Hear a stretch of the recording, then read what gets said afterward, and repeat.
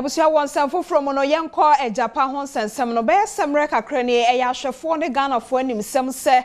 foto bi a Ghana ban pese wo bo edi edaso ne Agyapa no mentime ho ase bi ebem ne tituru ene Adom kuma wo mra sebedwam FM nanso oroma atena midru a wo ye special prosecutor bo amane se wono akasa nso ato ne bo ase Agyapa Deal no wakomu a so timi ho se no kre de na Adom kuma ne ka se fomso kakra wo ho no ya ayesa.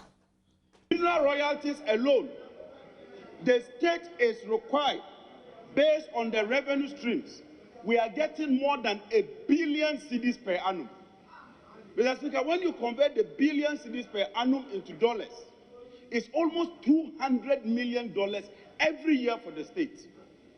And even in 2016, the minister confirms that we got about $120 million. And so if you are getting about $200 million per annum, why do you want to rush to go and take $500 million? And what they are doing is to mortgage 75.6% of our mineral revenues going forward forever for this so-called Agyapa company. Mr. Speaker, in conclusion, I want to end with a quote. The world suffers a lot, not because of the violence of the bad people, but because of the silence of the good people. We are the good people in this chamber. We will not be part of it today, we will not be part of it tomorrow, and we shall amend this come 2021. Thank you, Right Honorable Speaker. Thank you. Mr. Speaker, what we've witnessed in the last few minutes is a very sad spectacle in the history of our republic. That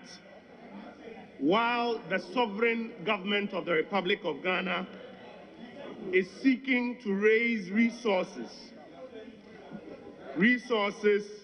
that it will put to good use to improve the quality of lives of our people, we are witnessing right before our very eyes attempts to threaten international investors and well-minded people who would want to invest resources in what the Republic of Ghana is doing. Mr. Speaker, this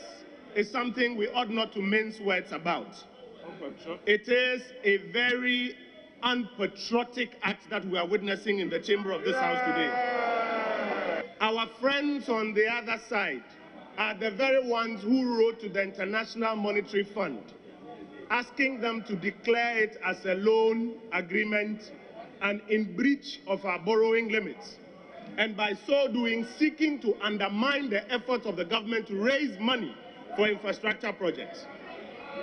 Mr. Speaker, before then they had tried another option. In the Sino version they failed. Before then they had tried another option.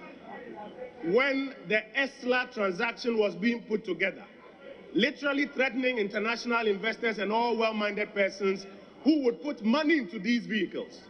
And Mr. Speaker, our colleagues on the other side sometimes think that this is politics or is interesting to say, but it has dire implications for our republic.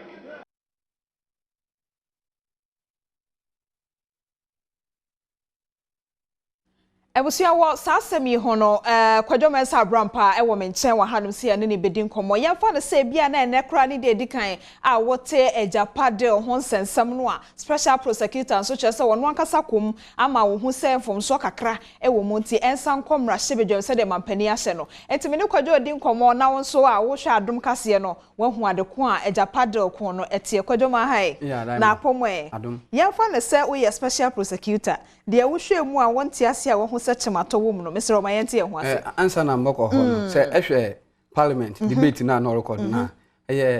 anadwo na wo pass da me Agyapa royalty deal no wo parliament deal no what they call parliament wo pass e ma wo beje tuma san na wo be yedwuma no da me ono na ye kohwe wo TV no do na se ehwe 16th October ana special prosecutor oye ni hwehwo mu wie na oze koma omampanyin Akufo-Addo intended na omampanyin Akufo-Addo ono so kan mu nyina wie no oze nkrata be da mpa waje special prosecutor na risk assessment na oye on Agyapa royalty deal no. Mampani ankasa nso se wagye atum se the special prosecutor ehwe mu o ka kire no no saa netie. Nti okenkan no ansama special prosecutor kan nyina na mampani sia. Okay. Say wako parliament we wie special prosecutor ahwum ohun de memfomudi na owom te de na omanfo bi wore kanisa na o kire de wansa no fa deal no fa nko parliament bi na won ko yenhwehwemu na baby all there was to be ano one fan to pepepe. Okay. Nti omampeni ze da menkrata be no na instructive finance minister Akufo-Addo de Akufo-Addo awu na eze bill no kwe san ko mrahye begum na won hwehwe za baby afumso wo no na won hwehwe di nyina pepepe ma mfaso abado amagana fo nyina na mfumdo wo du nyina no yenhwe na yeden won siesie ni. Okay. Nti ode letter no kwe no na owura Akufo-Addo nti say hwe krata okita mi semia Office of the Finance Minister memu na to His Excellency the President nti ono so ochire okrata ze koma omampeni Akufo-Addo de say ehwensam na waka ni nyina ono ankasa Akufo-Addo zi ohun ni de mfomdo was awaye nu usan de mbra wo Ghana na wo de wo hwodo na wo ze yedame act ni odidu pepepe ansana dame hono na ma kwadwe ho na ma nkomo no ye etwetwe aso kakra no efise special prosecutor no wono ne de ne se obehwe se de na amanfo nte ase no e no de akoma mampani e na sisi a finance minister so se oye bibia pepepe but before say asem na nkasa beba no na minority ne se enye pepepe so enye pepepe o mampani nso akan mu awie fi special prosecutor ho ate ase se yensa mfanko enti finance minister so oye bibia pepepe asisi ano ye gina he this say no no wa ba ya asam a ye hwe de u de asam ne ba adam no civil society organizations also were press conference upon press conference is a two go there say ehwe ma orokodo na no che de nzama nkoyi. Okay. Today na minority worker no. It is ehwe da me deal na we pass no kra minority fu we work out. Okay. The majority what you two na we pass the me deal. Into after special prosecutor ni hwehwemu a wa ye yina o se de bibia ma no man for ka no. Oyampa de nzama bi nkodo ye e wo da me deal ya we ye no ho. Na mampeni so waja atum o se krata za ma finance minister there sanfa azi for parliament na won san nhwehwem na won fa ye mfontu ye na minister of finance ono so atro da me mumu ehwe mumu ya ono no owo screen so no there ono so oye za odo oye bia enti se sia no yehwe ni mu se Akufo-Addo besa akomrahye bedwafie ho na wo sa akokire mu baako fi ahyase ekosi ase de enti o se ono de ohunfum so bia wo nti ye twende obekọ parliament no so ya asem nti ye twende o mampeni zi anu yi baba de se ese oye bibia a wo san ko parliament te dem amazing kana kan de ko parliament na kwahwe nhwehwemu no na yengo because se hwe assessment na matena bidu ye na 67 pages o oyo book bukura 10 pages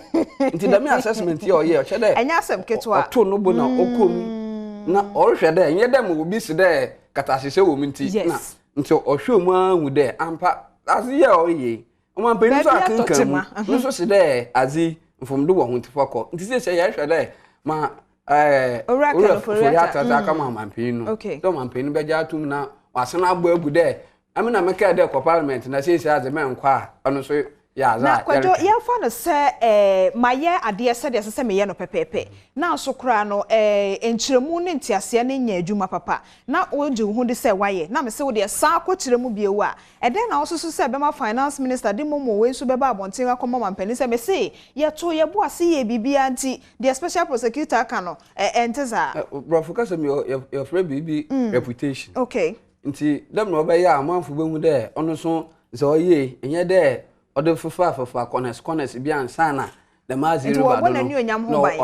enumunyam no so kita no odo obo ho ba nti odo ochire oda minzama no ozoko mu wehu de ampa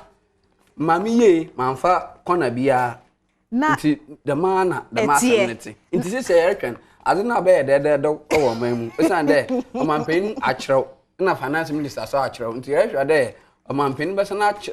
na waka che finance minister de say amina me manpen ketia but say hwe mampeni finance minister na yinima wan tro mu de na parliament is monko nti ya hwe yimi no okay nti eno ye de ye nyina Ghana for ye hwe nim te abusua bia na Agyapa Deal no what so obi aka Agyapa but wo hu na de ban a na Kwadwo Mensa Abrampa a chechero